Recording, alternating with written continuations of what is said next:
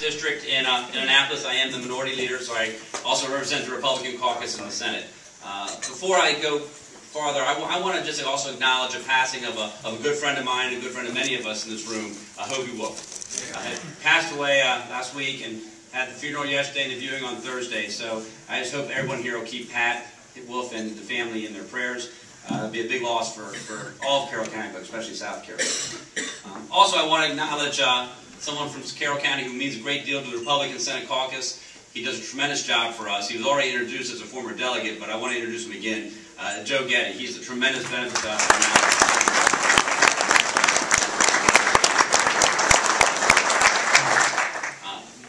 Senator Brinkley couldn't be here today. I talked to him yesterday. Lori Evans is here from his office representing him, but I told him, he asked me if I could just say a few words about something he's doing, and I certainly would do that. He's a good friend of mine and of Carroll County. He has to be in Virginia today. He has a business conference that was scheduled for 2 weeks ago, but of course that snow kind of stopped that, and so he had to be down there all day today and all day tomorrow, so that's why I couldn't be here today. He wanted me to let you know that he and Senator Pipkin have been working for quite some time, and yesterday they dropped a bill that would aggressively deal with the structural deficit in Maryland. Senator Brinkley is a very valuable member on the Senate Budget and Taxation Committee, very well respected in the Senate by both sides of the aisle. And he's told me that this is, I don't have the details of it, but it's a very aggressive program, he said nobody gets saved on this one, everybody has to take a hit, but we've got to do it sometime, folks. We just can't keep on kicking that billion-dollar can down the road. And so he wanted me to let you know that the bill has been dropped. It'll be right across the desk on Monday, and then on Tuesday they'll probably have some more words about that. But I just wanted you to know that the Senate Republicans are doing something. The caucus itself is not doing something.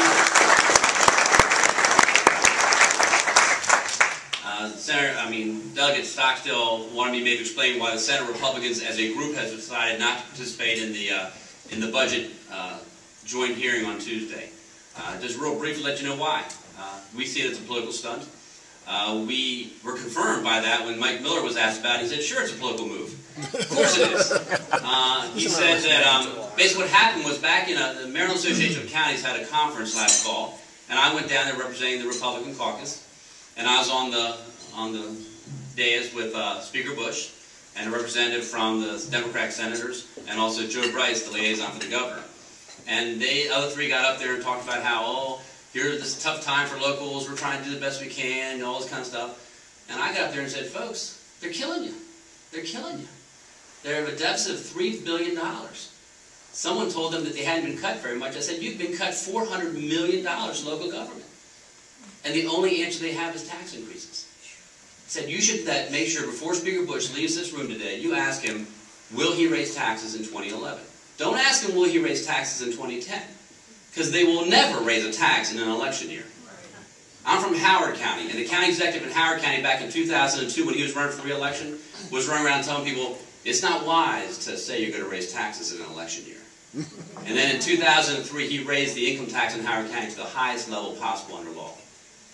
That's what's going to happen in 2011. And so I told those folks at the Maryland Association of Counties, I said, don't let Speaker Bush leave this room until you confront him and say, will you raise my taxes in 2011? Do you have a plan to deal with this issue, or are you just kicking the can down the road? Well, that has started a firestorm in Annapolis. Those who are down there know that. And we've had other forums, and we've been talking about other things, but Speaker Bush is very upset.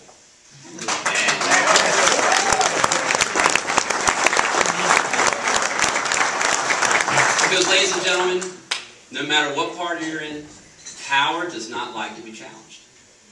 Power wants to continue the status quo. And when the little group of Republicans in the corner in Annapolis start to speak, they get upset.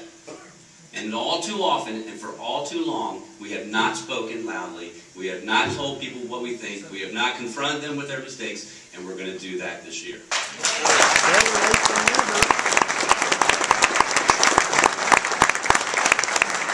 So, Senate Republican members do have solutions to the budget. We just don't believe we should participate in a political stunt, and we will provide those in the normal way we do business. And because frankly, my argument with the Democrats always hasn't been that you haven't allowed us to put amendments or put in bills. Certainly we can put bills. My problem with the Democrats in Annapolis is that they close their doors to people. They make decisions in back rooms. They don't include Republicans in the meetings that they have when they get information. Like someone said earlier, the fiscal leader meetings. Republicans aren't included in fiscal leader meetings. Why not? I said that down in Mako. I think that really upset Speaker Bush because he's the one that keeps Republicans out. In all fairness to Senate President Miller, he would include Senator Brinkley if they would let Republicans be included in the House. He told that to Speaker Bush. And it was in the newspapers reported a couple of years ago. I don't have a problem with Republicans being in there. Speaker Bush won't let them. And so I can't let my Republicans come. So Speaker Bush is really upset because we're challenging him. And we're challenging President Miller, and we're challenging Governor O'Malley. And you know what? You need